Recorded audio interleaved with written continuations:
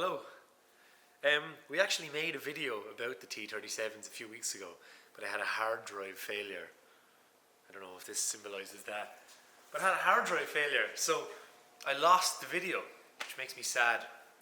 So we're doing it again today, and if it's not as exciting, I apologise, because the last one was more exciting.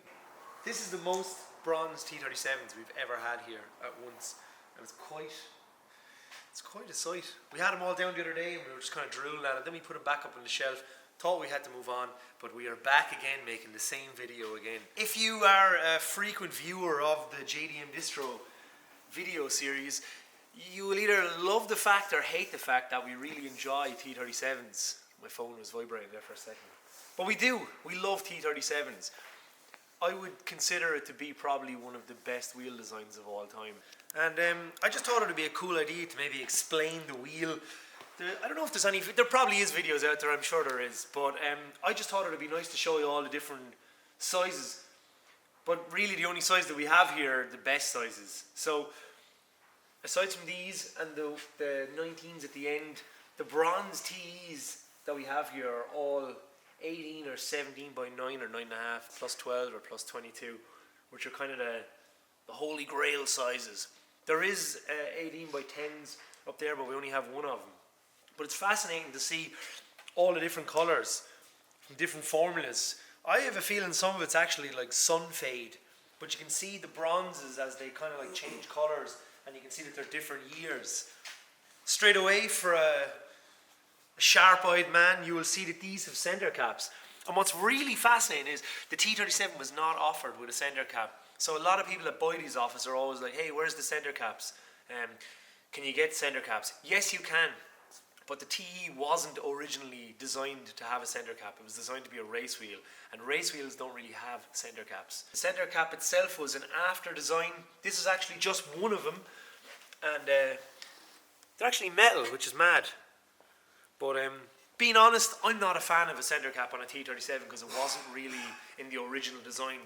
The T37 was designed as a race wheel. It was designed as a Super Taikyo wheel, which is essentially a race series in Japan, and it's mostly kind of like relatively stock style cars, maybe like one make races and that. The very first T37 was actually this. So in 1996, Ray's developed the T37, and the 15-inch model, it was a 15 by 6 maybe, was originally supposed to be 3.7 kgs. So TE stands for Touring Evolution. So Touring Evolution 37. So that's where it's TE37, and that was officially the first bragging rights of the weight of the wheel. We actually weighed these the last time, and they weren't 3.7 Oh, they're kg. 4.2. They were 4.2, but these are actually bigger than the original stated size. What? That literally weighed the same again. They're TE44. TE44, they spoofed us. So the first sets were for the Civic, Super Taikyo or N1 race cars, and then like GTRs and that.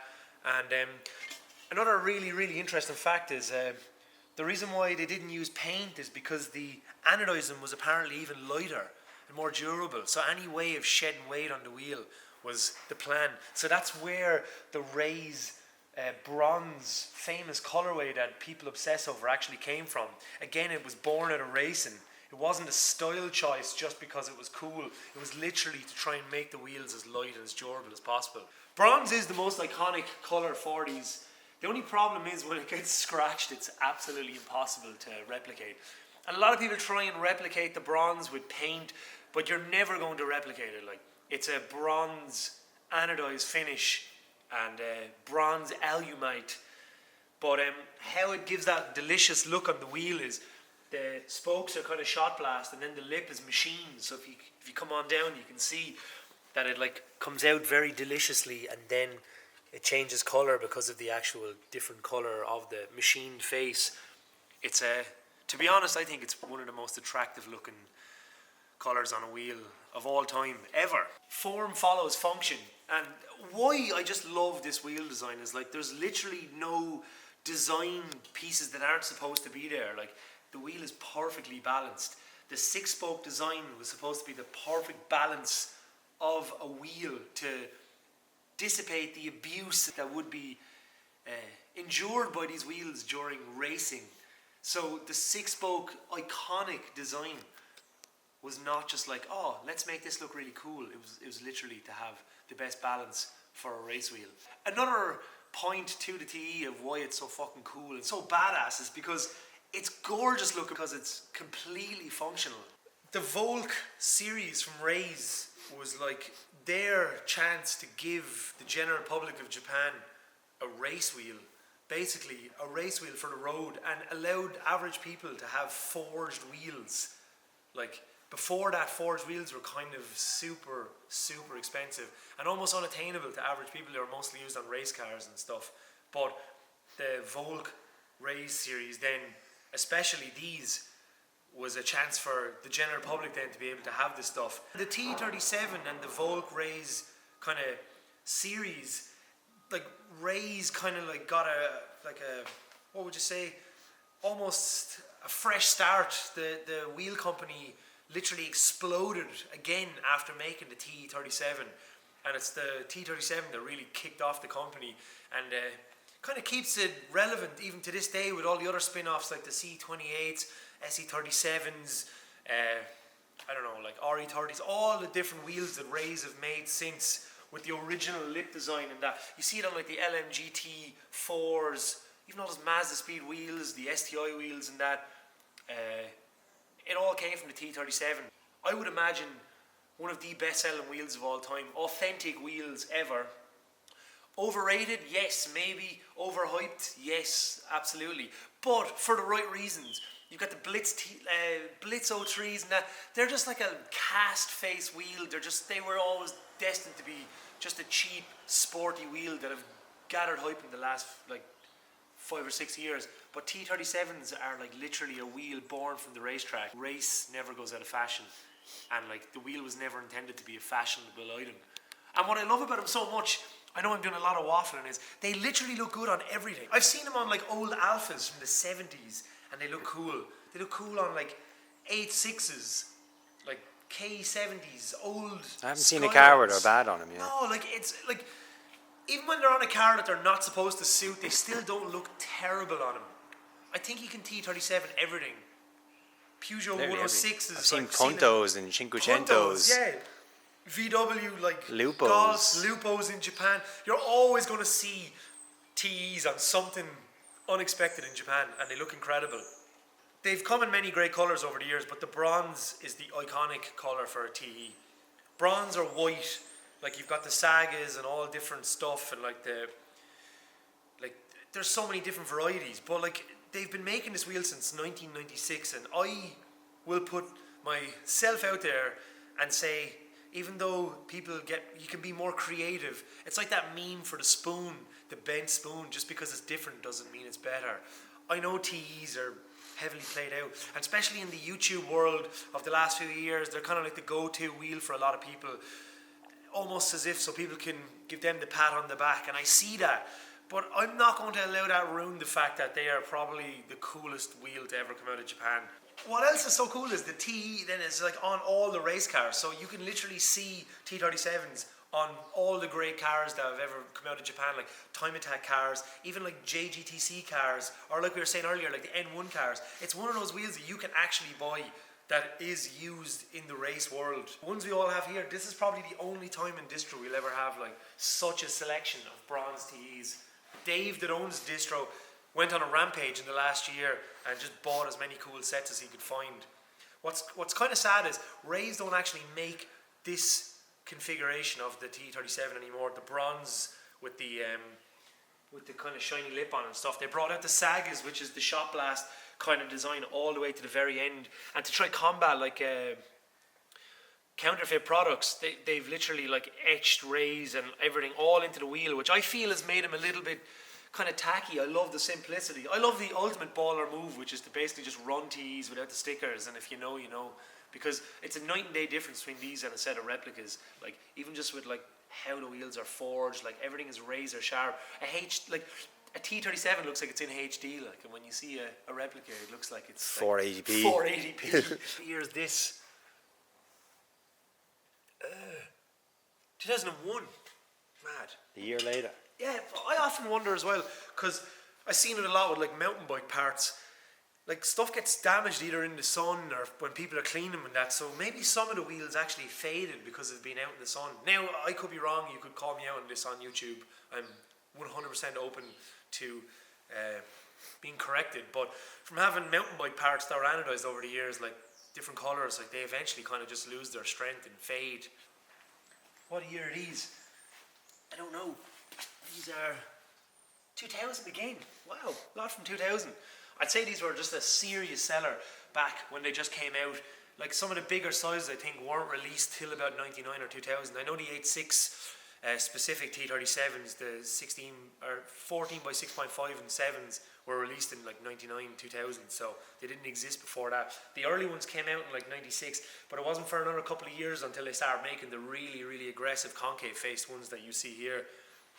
Then when like the 350Z came out and the 370Z and that, then they brought out the 19-inch version, and you can see to really combat counterfeit products, because they'd made a new stamp, they actually added a heap of information onto them, which you don't see on the early ones. So a lot of people always think that the early TEs are fake. I always see it in posts on the internet of people asking, are they real and stuff. A simple way to know if a T37 is real, let's pick up one that might look like it may not be real. Would it be maybe this?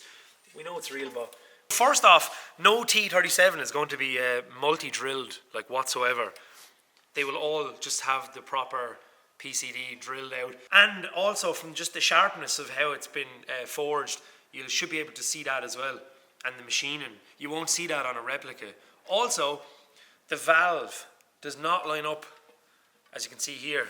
So the valve is slightly off, because if you draw a straight line down, it actually goes here. So it's like that on all the T's, or it could be wrong, but I'm fairly sure I'm right on that. Another thing then, which is the easiest way to tell if a T37 is real, is because it is a race wheel, like we said, any unnecessary weight has been shaved off a T37, on all of them. So when you look at the back, all the extra nonsense has been drilled off, and it's been completely like stripped back, so it's just the bare essentials. It will also say made in Japan. It will also either say forged, or it'll say Ray's engineering on it. So if you're ever in a situation where you're not so sure, if it doesn't look like this on the back and it doesn't have the stamping, it's probably not real.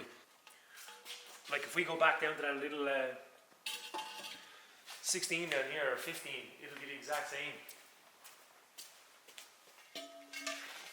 Valve does not line up. Kind of HD tooling on it. And on the back then, any unnecessary meat has been removed. Again, made in Japan, Ray's engineering. What year are these? 1998, so you know, you can see it all the way up through the range. I have a feeling these probably faded. Either that or the formula wasn't as intense, it got kind of darker towards the end. Because if you come down to the very end, we have one singular 18 by 10. And this is where I feel Ray's had made a new press, because they were starting to panic about replicas, because replicas started flooding the market in like, you know, 2006, 7-ish, and they were absolutely everywhere. But you can see it here. They've really gone all out. So they started doing it on the 19s earlier, but then they decided to adopt it over to this to try and make the wheels stand out. And they literally have Volk, Ray's, made in Japan. Everything's on the front now. It's almost like Ray's were panicking themselves. And you can see the formula is really dark on the wheel. It's a gorgeous wheel. I don't even know if this was ever mounted. It has no marks on it. Very light markings on it, but it's like brand new. It's gorgeous. But yeah, the last of them were all this until they switched over to the Saga, which actually has it machined into it, and then it has like machining around here and that, just to really try and help it stand out from replicas. But I don't know, with T's, you either know or you know. Like, I could go on forever about these wheels. I absolutely adore the T37. Like I said, it was a wheel born out of racing. The design was designed for racing. It's not like an aesthetic choice. It's a wheel that was made for function and used heavily in the Japanese kind of tuning scene and race circuits and all that stuff. So I just love that the wheel is a functional wheel. And then by being so functional, its design is gorgeous. Beautiful. Absolutely fantastic. It's very depressing to have all this stuff here. It's literally the most blue ball situation in the world because I can't afford a set of 18-inch T37s. None of us can. I would love to. None of us can that work here. So, just get to enjoy it. I do have some T37s for the 8.6 that I got, so I can't say much. I'm not looking for pity here, but someday I would love to own like a GTR size set. For no reason, I don't have a GTR. But hey, I always wanted to make a little video like this. I could have probably went deeper into the process and all that, but I don't want to bore the living shit out of everybody because I've talked enough as it is. I just hope for just the average consumer of these videos that probably didn't know anything about T37s, hope you enjoyed the video. If you like these kind of videos, we could do more of them. But for other people that know more about T37s, you already know this stuff and maybe this video is boring. I'm not sure. I like T37s. I've never seen this many together in one go before, so it was a good opportunity for us to do it. Awesome and also sad. Thank you. I think that's it. Hope you enjoyed the video. Cool. See you in the next one. Goodbye. What you think? So we've rearranged these again just so we can get more pictures of them like this, because it looks great when there's that many of them. It just looks like a glitch in the game of life.